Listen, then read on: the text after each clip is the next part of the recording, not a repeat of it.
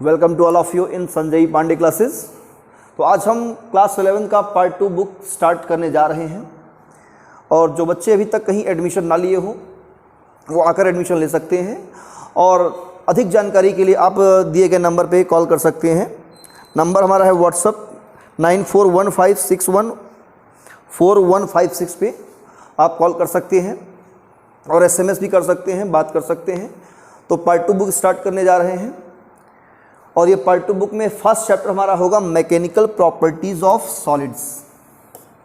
Mechanical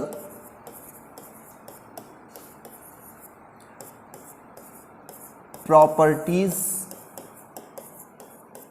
of solids. बच्चों ये lecture हम स्टार्ट कर रहे हैं पार्ट 2 बुक का और जो बच्चे अभी क्लास ज्वाइन करना चाहते हैं वो आ सकते हैं, मोस्ट वेलकम।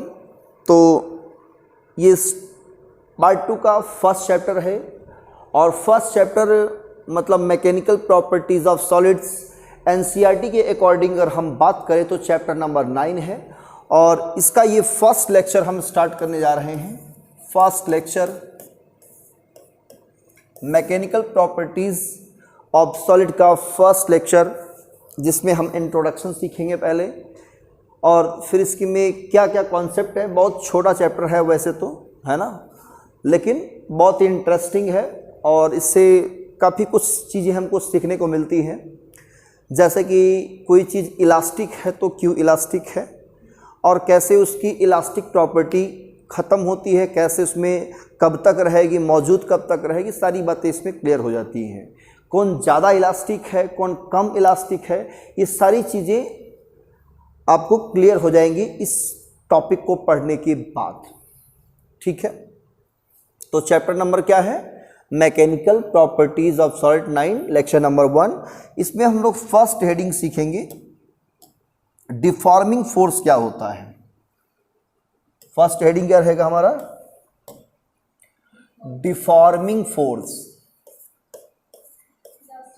हाँ, डिफॉर्मिंग फोर्स। ये बेटा जो है ना बहुत ही लाजवाब चैप्टर है, डिफॉर्मिंग फोर्स, है ना। क्यों लाजवाब है मालूम है? डिफॉर्म करना। कभी बॉल को दबाई हो ऐसे, बॉल को लो इसे चिपका के दबा दो ऐसे, उसका शेप साइज सब कुछ चेंज हो जाता है ना। अगर शेप साइज चेंज हो गया आपके फोर्स अप्लाई करने पर या जिस फोर्स से आपने उसको चेंज किया, चेंज कर सकता है ना, या चेंज कर देगा, ऐसे फोर्स को हम लोग क्या कहेंगे? Deforming force. और बॉडी कहेंगे डिफॉर्म्ड हो गई, डिफॉर्म हो गई बॉडी, है ना। तो डेफिनेशन क्या बताएंगे? A force can change the shape and size. A force can change the shape and size. Force can change the shape and size of an object, an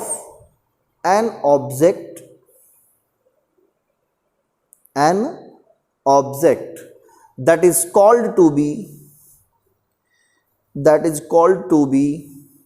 deforming force. Deforming force, ठीक है, deforming force.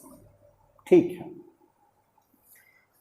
Deforming force के बाद हम लोग सीखेंगे इसमें elasticity क्या होती है ना। तो हेडिंग क्या रहेगी? इलास्टिसिटी।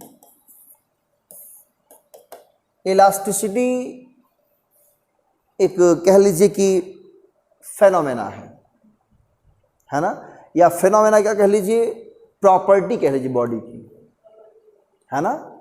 हाँ, एक प्रॉपर्टी है किसी भी बॉडी की जिसमें बॉडी अपने का साइज और शेप में अगर चेंजेस हो रहा हो किसी भी कारणवश, किसी एक्सटर्नल फोर्स से या मतलब डिफॉर्मिंग फोर्स से कह लीजिए, और उसको हटा दिया जाए और वो बॉडी फिर से अपने आप को क्या करे, रीगेन कर ले उसी शेप और उसी साइज में, तो हम कहेंगे इसके पास कौन सी प्रॉपर्टी है? इलास्टिसिटी। आप लोग आटा सानती हो घर पे, है ना? क्या आटा फिर जो गीला आटा होता है उसको बार ऐसे खींच दीजिए, इतना बड़ा कर दीजिए। खेलती है कभी आटा से? ऐसा बड़ा कर दीजिए, सांप बना लीजिए, बिच्छू बना लीजिए, है ना? और बनाने के बाद क्या वो छोड़ने का फिर वैसे ही आटा हो जाता अपने आप? अपने आप नहीं होता ना, नहीं होगा अपने आप। ऐसे भी खींच के रख दो वही रहेगा ना। हाँ, बाद में उसको अपने हाथ से फिर से गोल मटोल बना लो, अलग चीज़ है ना? तो ऐसे केस में हम लोग कह सकते हैं जो गीला आटा होता है वो हमारा इलास्टिक बॉडी नहीं है। तो पहले में इलास्टिक बॉडी को पहचानना होगा। क्या पहचानना होगा? Elastic body. ये कौन कौन सी बॉडी? हाँ, डिफॉर्मिंग फोर्स को हटाने पर, रिमूव करने पर वो फिर से अपने शेप और साइज को रिकवर कर लेते हैं, रीगेन कर लेते हैं। तो ऐसे बॉडीज को हम लोग क्या कहेंगे? इलास्टिक बॉडी कहेंगे। गुड। तो क्या लिखेंगे डेफिनेशन इसका? When a body is stretched और compressed,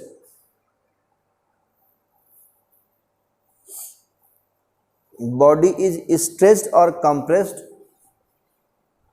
by deforming force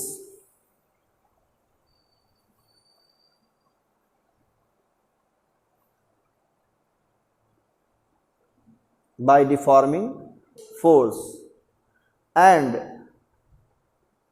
after removal it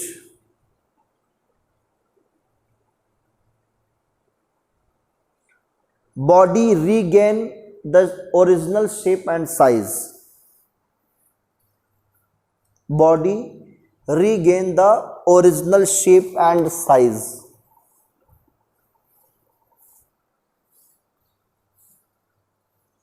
है ना?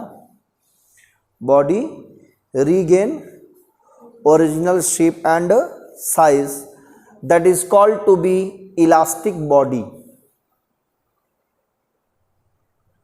That is called to be elastic body. उसे हम लोग क्या कहेंगे? इलास्टिक बॉडी कहेंगे। ठीक है? एग्जाम्पल की मैं बात करूं, एग्जाम्पल जैसे रबर। रबर क्या होता है? एक इलास्टिक बॉडी होती है ना? इसके बाद स्टील, ये भी क्या होता है? इलास्टिक बॉडी है। क्वार्ट्ज,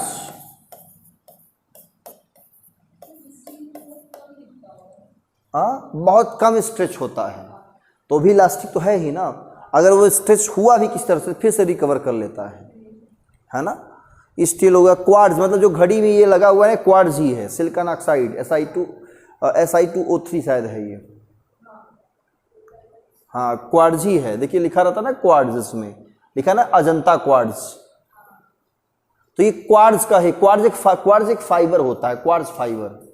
SiO2 कहते हैं शायद, सिलिकॉन ऑक्साइड SiO2 क्वार्ट्ज का सिंबल होता है। ठीक है? तो ये सब इलास्टिक बॉडी है। ठीक है? अब लिखना है इसमें दिस प्रॉपर्टी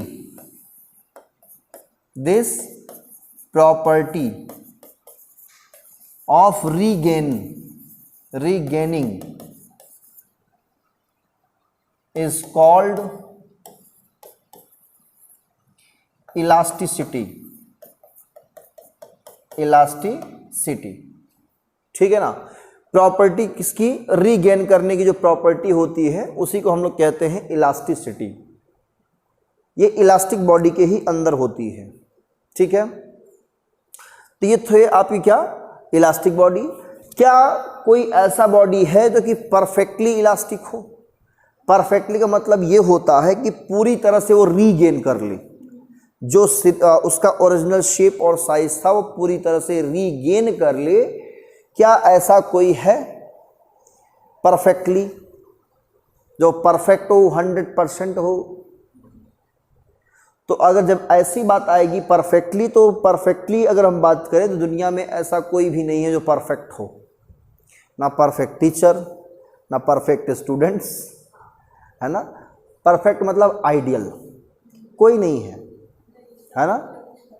कुछ ना कुछ कमी रहती है, तो कोई भी परफेक्ट नहीं होता। तो इसी तरह से हमारा इलास्टिक बॉडी भी कोई भी परफेक्ट नहीं है, लेकिन जो 98-99% तक अगर बिहेवियर शो कर रहा है वो चीज़ का, उसे हम लोग क्या करते हैं, मान लेते हैं, मानते हैं। मानना मतलब जानती हो ना, मान लिया जाता है उसे हम लोग मान लेते हैं कि हाँ ये क्या है, परफेक्टली है ना। सपोज कर लेंगे हम, बस यही है, ठीक है, इतना बहुत है ना। तो इसमें अगर कोई पूछे परफेक्टली इलास्टिक बॉडी, तो क्वार्ट्ज जो हमारा है, ये क्वार्ट्ज फाइबर, इसी को माना गया है परफेक्टली इलास्टिक बॉडी। तो कभी एमसीक्यू में अगर क्वेश्चन आता है तो क्वार्ट्ज पर टिक करिएगा, ठीक है ना। हाँ, ये रबड़, ये स्ट्रेच बहुत कम होता है। आगे हम आपको एक्सप्लेन करें कि जो ज़्यादा स्ट्रेच होगा वो इलास्टिक कम होता है। हाँ, जो जितना ज़्यादा स्ट्रेच होगा वो इलास्टिक उतना ही कम होता है। इस बात को क्लियर करेंगे हम यंग मॉडुलस से, है ना, आगे चल करके।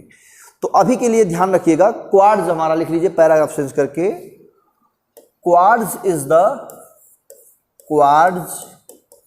इज परफेक्टली इलास्टिक बॉडी, है ना। ये क्या होता है, परफेक्टली इलास्टिक बॉडी होता है। क्लियर। क्वार्ट्ज को हम लोग मानते हैं परफेक्टली इलास्टिक। ये कभी कभी नीट के एग्जाम में एमसीक्यू में पूछ लेता है ना। क्लियर है, ठीक है। अब हेडिंग क्या रहेगा, प्लास्टिक बॉडी या प्लास्टिसिटी। हेडिंग क्या रहेगा, plasticity.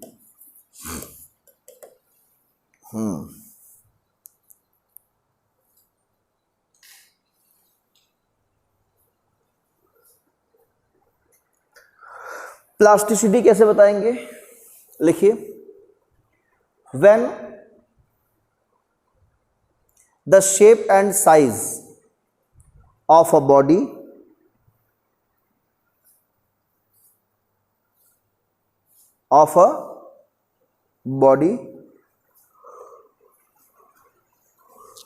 become change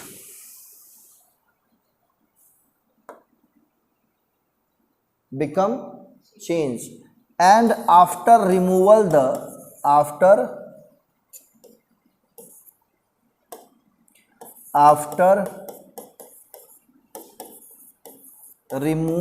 the deforming force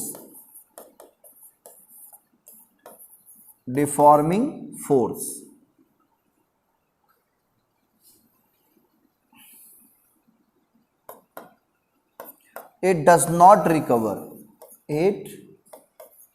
recover या regain the original shape and size, then it doesn't regain the original shape and size, then such a body is called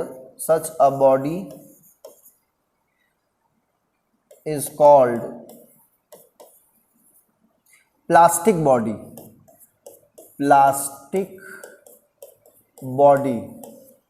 and their properties and this property लिख लो, this properties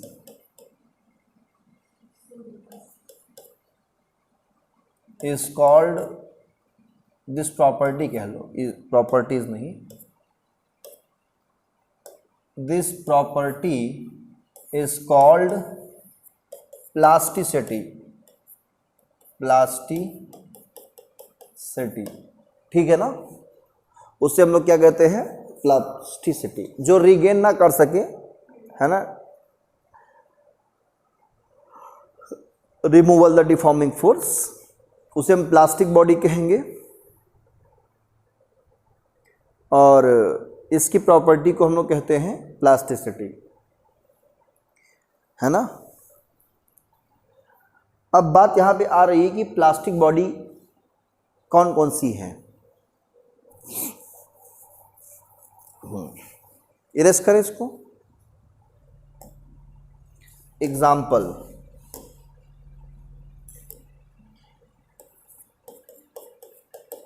example में हम बात करें paraffin wax,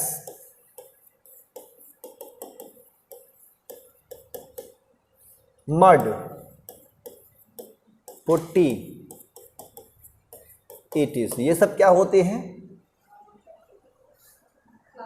ये plastic body होते हैं जिसमें आपका पैराफिन वैक्स एंड पुट्टी को परफेक्टली प्लास्टिक बोला गया है। ठीक है ना?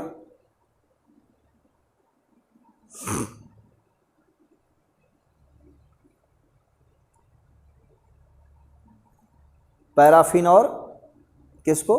पुट्टी को। ये दोनों क्या होते हैं? Perfectly plastic. यह है परफेक्टली प्लास्टिक बॉडी। कभी एग्जाम में ये भी पूछ सकता है, ध्यान रखना इस बात को। ठीक है ना? परफेक्टली प्लास्टिक बॉडी क्या हो सकती है? पैराफिन वैक्स और पुट्टी। पुट्टी वही जो दीवार में है ना? समझ में आ रहा है? पैराफिन वैक्स जानते हैं, मोम, है ना? वो सब क्या है? आपके परफेक्टली प्लास्टिक बॉडी है। तो इस चैप्टर में सबसे पहले हम लोग यही सीखते हैं, इलास्टिक क्या होता है, प्लास्टिक क्या होता है, यही चीज़ सीखते हैं और इसी से ये चैप्टर की कहानी की शुरुआत हो जाती है। ठीक है ना? अब कहानी हम पढ़ेंगे किसकी? प्लास्टिक की नहीं पढ़ेंगे। अब जो भी पढ़ेंगे इलास्टिक बॉडी की ही बात करेंगे। जितनी भी बात करेंगे किसकी बात करेंगे? इलास्टिक बॉडी की। प्लास्टिक कहीं भी आपको जिक्र नहीं होगा। ठीक है ना? क्वेश्चन बनता है इसी से बनेगा। तो जब इलास्टिक बॉडी है तो आप उस पर फोर्स अप्लाई करेंगे, स्ट्रेच करेंगे, शेप साइज चेंज करेंगे ना। जब शेप साइज चेंज करेंगे तो कुछ उसमें कॉन्सेप्ट निकल के आते हैं। जैसे कि मान लीजिए कि आपने एक रबर लिया है अपने हाथ में, ठीक है, मान लो ये रबर है, आपने इसको पकड़ा, ऐसे खींच दिया, तान दिया खींच के, तो ये क्या हो गया? स्ट्रेच हो गया। आप कहोगे इसका लेंथ इंक्रीज कर गया, पहले लेंथ कुछ और था, इनिशियल लेंथ मान लो L है, बाद में इंक्रीज किया, खूब ढेर सारा इतना सा इंक्रीज कर गया, थोड़ा सा मान लो इंक्रीज किया, वो कितना इंक्रीज किया? Delta L। तो लेंथ में चेंजेस आया और ओरिजिनल लेंथ भी है। अगर इसका एक रेशियो ले लें, किस रेशियो में चेंज हुआ, तो इसका नाम रखते हैं बॉडी स्ट्रेन हो गई है। क्या हो गई है? स्ट्रेन्ड हो गई है। स्ट्रेन का मतलब तन गई है, कहते हैं ना, हाँ, खिंच गई है। बोलते नहीं बोलते हैं रबर ज़्यादा खींच दो तो तन जाता है, दोबारा रिकवर नहीं करता, तो कहते हैं बॉडी स्ट्रेन्ड कर गई है। हाँ, लिमिट, तो स्ट्रेन्ड कर गई है कहते हैं ना। तो इसमें स्ट्रेन्ड नहीं हमको सीखना है, हमें स्ट्रेन सीखना है। क्या सीखना है? तो पहली हेडिंग बनेगी हमारी। अब इसके बाद हेडिंग रहेगा स्ट्रेन, STRAIN, स्ट्रेन। स्ट्रेन क्या होता है ये सीखेंगे। तो ये इसका अगर डिफिनीशन बात करें, डिफिनीशन तो बहुत कोई मतलब नहीं डिफिनीशन लिखने से, तो हम चाहते हैं कि इसका डायरेक्ट फार्मूला आपको लिखवा देते हैं। इसका जो फार्मूला बनेगा स्ट्रेन का, चेंज इन डायमेंशन, हाँ, change in dimension upon original dimension, original dimension. ठीक है ना? ये मेन फार्मूला होता है किसका? स्ट्रेन का। तो हेडिंग डाल करके नीचे लिखो, strain is equal to change in dimension upon original dimension. अब डायमेंशन का मतलब डायमेंशनल फार्मूला मत समझ लेना। डायमेंशन का मतलब length, breadth, height, volume, area, ये सब क्या है? डायमेंशंस है ना।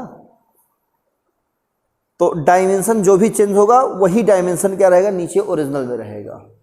अगर ऊपर हम लेंथ की बात करेंगे तो नीचे ओरिजिनल लेंथ रहेगा, ऊपर ब्रेड्थ की बात करेंगे नीचे ओरिजिनल ब्रेड्थ रहेगा, ऊपर एरिया की बात करेंगे नीचे ओरिजिनल एरिया, ऊपर वॉल्यूम लेंगे चेंज में तो इधर नीचे भी ओरिजिनल वॉल्यूम। क्लियर? तो it has no unit, it has no unit, इसका कोई यूनिट नहीं होता है। हाँ, it is dimensionless quantity, it is dimensionless quantity, मतलब कोई डायमेंशनल फार्मूला नहीं है इसका, ठीक है ना, कोई यूनिट भी नहीं है। भाई ऊपर लेंथ नीचे भी लेंथ, लेंथ का मीटर मीटर कट जाएगा तो कहाँ बचा यूनिट, है ना। ये पॉइंट नोट करिए।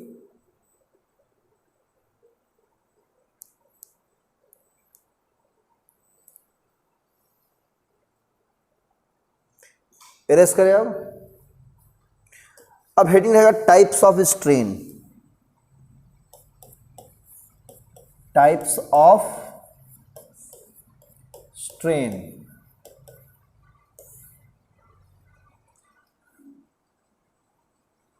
फर्स्ट नंबर लॉन्गिट्यूडिनल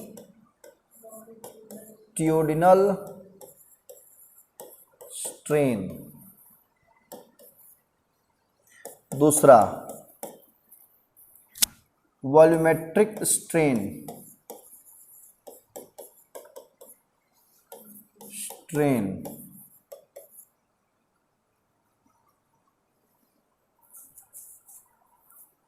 थर्ड है, थर्ड क्या बताएंगे आप, टेंजेंशियल स्ट्रेन, टेंजेंशियल और शियरिंग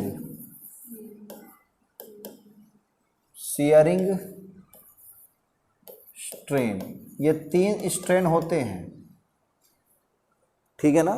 तीनों के नाम लिख लीजिए पहले।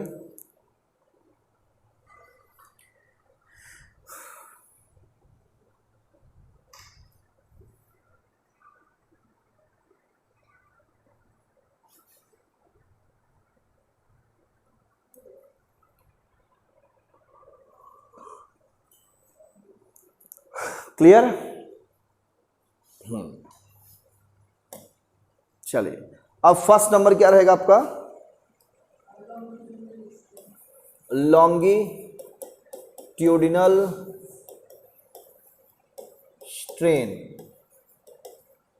ये कैसे निकालते हैं, ये निकालते हैं change in length upon original length, change in length upon original length, ठीक है ना। जैसे मान लो आपने कोई स्ट्रेच किया, लेंथ में इंक्रीजेस हो गया, है ना, इंक्रीजिंग हो गया, और ओरिजिनल लेंथ कुछ था तो कितना चेंज हुआ उसमें ओरिजिनल लेंथ से डिवाइड कर देंगे, आ जाएगा ना। थर्ड सेकंड क्या है आपका, वॉल्यूमेट्रिक स्ट्रेन, ट्रिक स्ट्रेन या वॉल्यूम स्ट्रेन ये भी बोलते हैं। तो change in volume upon original volume, ये फार्मूला होता है। क्या है ये, change in volume upon original volume, ठीक है। हाँ, वॉल्यूम अगर चेंजेस आया हुआ है तो उसमें क्या करेंगे हम, ओरिजिनल वॉल्यूम से डिवाइड कर देंगे, वॉल्यूम स्ट्रेन निकल आएगा, ठीक है। थर्ड है क्या, शियरिंग स्ट्रेन, ये निकालते हैं tan थीटा से। किससे निकालते हैं हम लोग, tan थीटा से। क्लियर? जैसे कि यहाँ बुक कोई है, स्लाइड कर दिए, टेंजेंशियल टच करता हुआ कोई अगर फोर्स अप्लाई किया गया है तो उसका शेप अगर ऐसे थोड़ा सा ऐसे हो जाता है, थोड़ा सा ऐसे है ना, तो ऐसे थोड़ा सा बेंड हो गया, तो कुछ एंगल झुका, यहाँ बेस से कुछ एंगल बना है ना, शिफ्ट हुआ, तो वो एंगल से क्या लेंगे, एंगल वेरी स्मॉल होता है तो हम क्या ले लेते हैं, थीटा, मतलब tan theta. Angle very small है तो tan थीटा लेकर के हम निकाल लेते हैं, और उसमें tan थीटा कैसे निकालेंगे, परपेंडिकुलर बाई बेस करके, ठीक है ना। यही है स्ट्रेन की टाइप्स। क्लियर? एरेस कर दें। अब हम लोग पढ़ेंगे स्ट्रेस।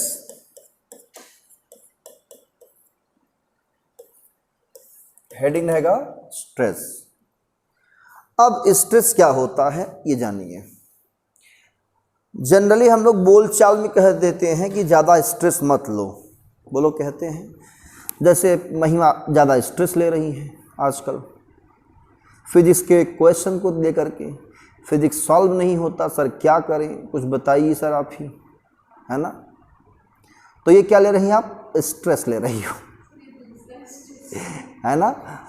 तो ये भी वही स्ट्रेस है, लेकिन समझने का तरीका अलग है ना। ये आपने माइंड से स्ट्रेस लिया, स्ट्रेस का मतलब सीधा सीधा प्रेशर। तो माइंड पे क्या ले रहे हैं आप? प्रेशर ले रहे हैं, है ना। तो माइंड पे प्रेशर हम लोग प्रेशर नहीं बोलते, हम लोग इसको स्ट्रेस ही बोलेंगे। क्लियर? और वही स्ट्रेस को हम लोग यहाँ डिफाइन करने वाले हैं किसी बॉडी के साथ में। जब बॉडी पर प्रेशर अप्लाई हो रहा हो, फोर्स अपॉन एरिया कह लीजिए, तो परपेंडिकुलर फोर्स अपॉन एरिया को हम लोग कहते हैं स्ट्रेस। लेकिन ये स्ट्रेस आता है रेस्टोरिंग फोर्स से। किससे आएगा? रेस्टोरिंग फोर्स से। जैसे मान लीजिए ये कोई आपका वायर है, ठीक है,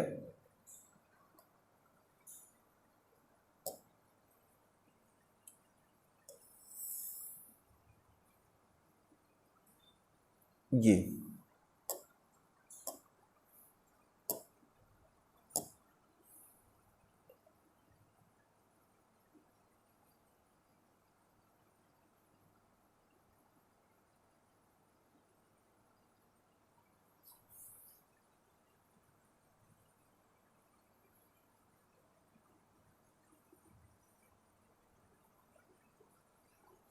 ये मान लीजिए कोई रबर का वायर है, ठीक है ना। अब जैसे जैसे इसको स्ट्रेच करोगे ऐसे नीचे की तरफ, ठीक है ना, आप इसे स्ट्रेच करोगे ऐसे ऐसे,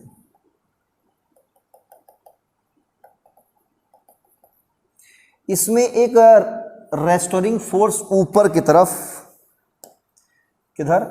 ऊपर की तरफ एक रेस्टोरिंग फोर्स डेवलप होता है। क्या डेवलप होता है? हाँ, रेस्टोरिंग फोर्स ये डेवलप होता है, ठीक है ना। रेस्टोरिंग फोर्स का काम क्या है कि रीस्टोर करना। क्या करना? रीस्टोर करना, मतलब जैसे था पहले वैसे आ जाना। आपने स्ट्रेच किया तो उससे क्या हुआ कि उसका साइज बढ़ी, साइज बढ़ा, और जैसे आप छोड़ोगे तो वो रिकवर कर लिया। तो रिकवर कैसे किया? कोई ना कोई फोर्स अप्लाई हुआ, तो जितना फोर्स आपने अप्लाई किया था उतना ही फोर्स उस पर डेवलप हो जाएगा अपने आप। जहाँ तक आप स्ट्रेच किए रहेंगे वहाँ तक जो फोर्स आपका रहेगा उतना फोर्स उसमें डेवलप हो चुका रहेगा, बस आपके छोड़ने की देरी है। आप रिमूव जैसे कीजिए वैसे वो रेस्टोरिंग फोर्स से हाँ निकाल लेगा अपना, है ना। तो क्या होगा? खींच ले जाएगा ऊपर की तरफ और फिर से रिकवर कर लेगा। तो रीस्टोर किया तो कैसा फोर्स हुआ? रेस्टोरिंग फोर्स हुआ। क्लियर है? तो ये restoring force per unit area, definition क्या बताएंगे इसका? रेस्टोरिंग फोर्स, रेस्टोरिंग फोर्स, इसका एरिया मान लेते हैं कितना है? एरिया ए है। तो restoring force setup per unit area, per unit area is called stress. इसी को हम लोग क्या कहते हैं? स्ट्रेस। तो stress is equal to formula क्या बनाएंगे? रेस्टोरिंग फोर्स एफ है तो एफ बाई ए, ठीक है ना। और इसकी एसआई यूनिट क्या बनेगी? ऑफ स्ट्रेस न्यूटन पर मीटर स्क्वायर, या इसी को हम लोग पास्कल कहते हैं। क्या कहते हैं? पास्कल, ठीक है ना। तो इतनी बातें वीडियो स्टॉप करके नोट कर लिया जाए।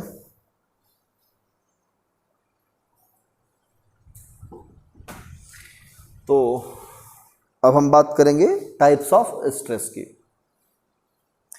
तो स्ट्रेस मतलब एक तरह से प्रेशर। टाइप्स ऑफ स्ट्रेस में हम लोग सीखेंगे सबसे पहले कि लॉन्गिट्यूडनल स्ट्रेस क्या होता है। लॉन्गिट्यूडिनल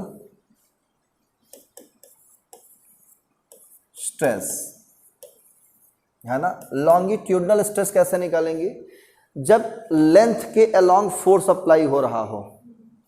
किसके अलोंग, लेंथ के अलोंग फोर्स अप्लाई हो रहा, तो रेस्टोरिंग फोर्स F है, तो फोर्स अपॉन एरिया। ये लॉन्गिट्यूडनल स्ट्रेस का फार्मूला है। मान लो कोई ये ब्लॉक है और इधर से फोर्स अप्लाई हो रहा है F, इधर से फोर्स अप्लाई हो रहा है F, इधर से फोर्स F है ना, और इधर से भी फोर्स F, तो होगा क्या, इसका वॉल्यूम घटता है, ये पिचक के तना हो गया, ठीक है ना। चारों तरफ से क्या हो रहा है, फोर्स अप्लाई हो रहा है। तो अभी कॉम्प्रेशनल स्ट्रेस में भी क्या होगा, फोर्स यहाँ लग रहा है तो फोर्स अपॉन यहाँ का एरिया, यहाँ का फोर्स अपॉन यहाँ का एरिया। तो कॉम्प्रेशनल स्ट्रेस हो तो वो भी फार्मूला यही रहेगा, है ना, लिखने की जरूरत नहीं है इसको। कॉम्प्रेशनल अगर हम बात करें स्ट्रेस का तो अभी फोर्स अपॉन एरिया होगा। मान लो कोई क्यूब है, क्या है, क्यूब है,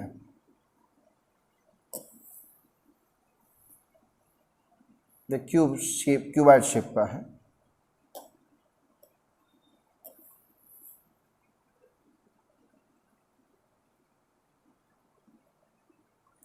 ठीक है, और इसमें हमको टेंजेंशियल स्ट्रेस निकालना है, तो फार्मूला तो वही रहेगा, है ना।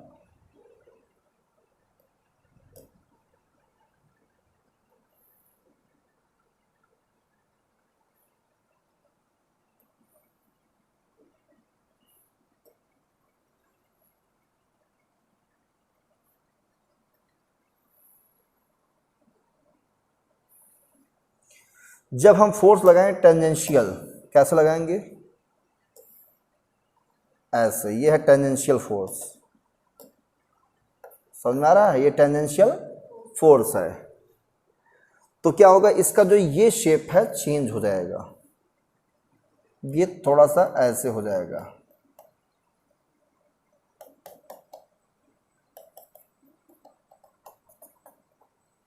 कुछ ऐसा हो जाएगा ये, और ये भी शिफ्ट थोड़ी सी हो जाएगी, ऐसे ऐसे ऐसे, कुछ ऐसा चेंजेस हो जाएगा। तो टेंजेंशियल फोर्स ये है, और फोर्स अपॉन एरिया क्या हो जाएगा, टेंजेंशियल स्ट्रेस। तो लिखने की जरूरत नहीं है इसको, ध्यान रखना पिक्चर को, ठीक है ना। एरेस करें। अब हम लोग पढ़ने जा रहे हैं क्या, हुक्स लॉ। क्या पढ़ेंगे, हुक्स लॉ। तो हेडिंग लगा दो, hooks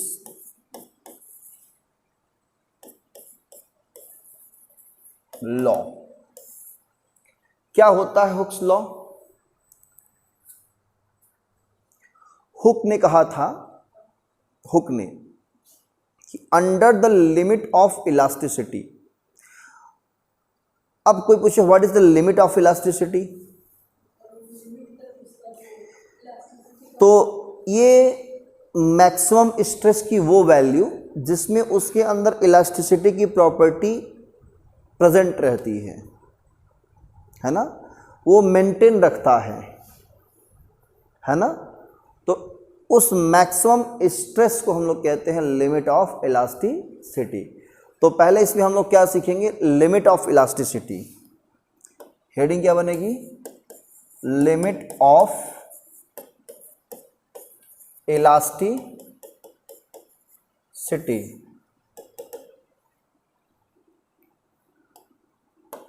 The maximum value of, it is the maximum value of stress under which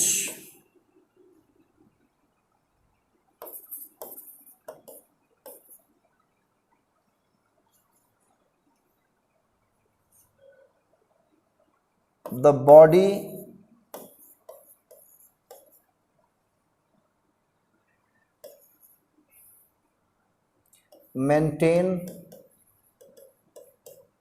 maintains the elastic property, elastic behavior property, maintain the elastic property। इसमें वो इलास्टिक प्रॉपर्टी क्या करता है, मेंटेन रखता है, वही क्या है आपका लिमिट ऑफ इलास्टिसिटी है। तो पहले आप यही नोट कर लीजिए, इसमें limit of elasticity, it is the maximum value of stress under which the body maintain the elastic property. जिसमें वो अपने इलास्टिक प्रॉपर्टी को मेंटेन रखता है, वो क्या है, limit of elasticity, limit of elasticity.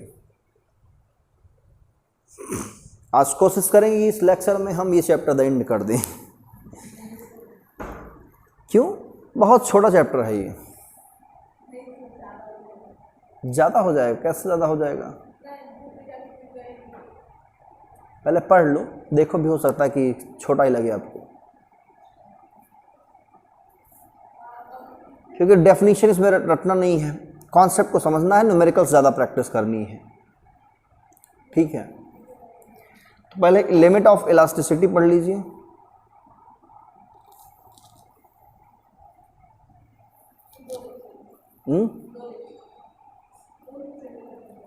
दो लेक्चर में ख़त्म करें, अच्छा।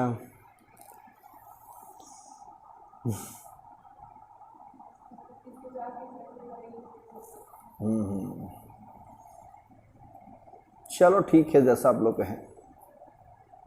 मैं तो चाहूँगा कि ये ख़त्म हो जाए जल्द जल्द। सर क्वेश्चन की प्रैक्टिस किया जाए। कौन, अब जो नहीं पढ़ेंगे तो क्या कर सकते हैं, वो वीडियो लेक्चर को देखें हमारे, इसको समझें, इससे नोट्स बनाएं खुद से। ठीक, तो हुक्स लॉ ने क्या कहा था, अब हेडिंग रहेगा हुक्स लॉ। तो according to Hooke's law, according to Hooke's law, under the limit of elasticity, under limit of elasticity,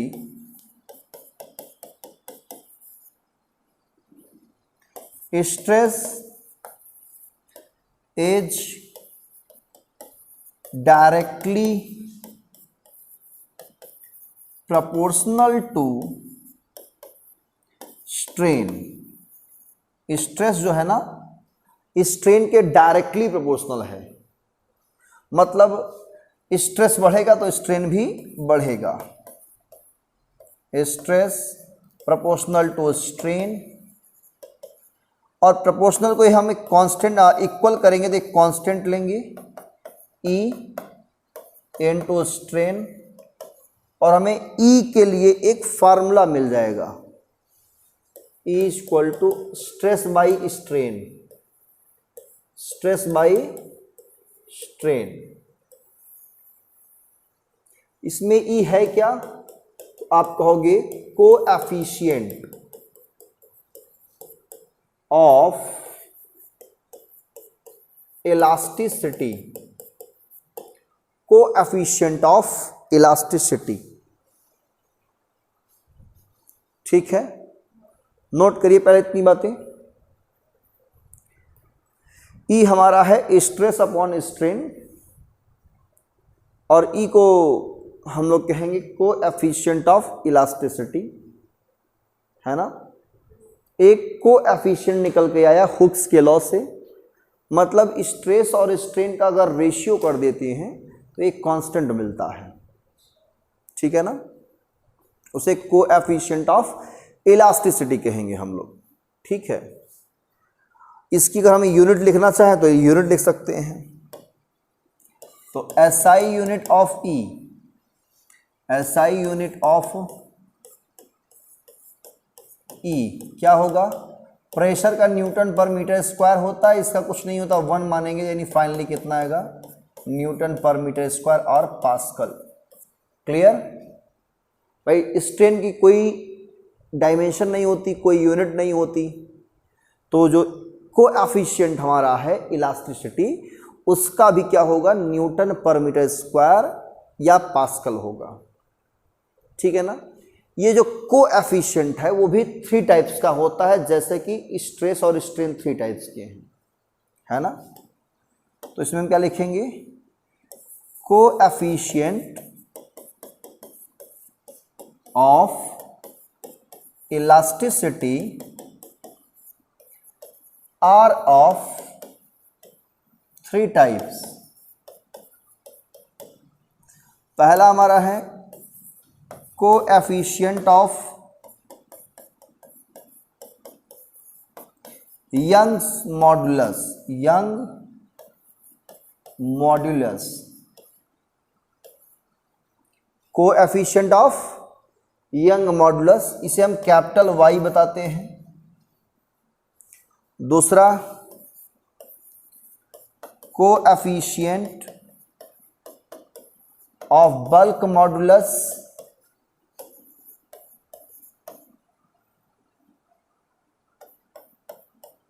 इसे हम कैपिटल बी या के से दिखाते हैं। ठीक है ना। किससे दिखाएंगे, बी या के से। चलो के हटा देते हैं,